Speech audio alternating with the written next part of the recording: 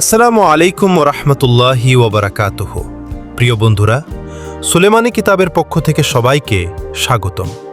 প্রিয় বন্ধুরা, আজ আপনাদের জানানো হবে কিভাবে নুন দিয়ে জিন জাদুর পরীক্ষা করবেন।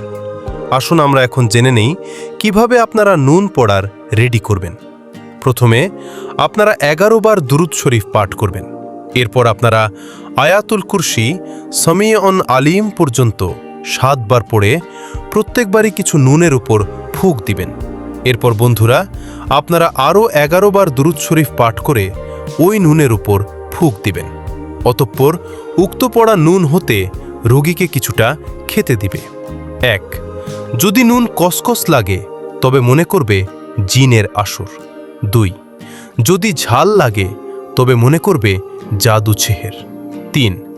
যদি তিতা লাগে তবে মনে করবে বান মেরেছে। 4. যদি মিষ্টি লাগে তবে মনে করবে ভয়ের কারণে। 5. যদি স্বাভাবিক থাকে তবে মনে করবে অন্য কোনো ব্যাধি, ডাক্তারি পরামর্শ নিবে। এভাবেই বন্ধুরা আপনারা নুন দ্বারা জিন জাদুর পরীক্ষা করতে পারবেন ইনশাআল্লাহ।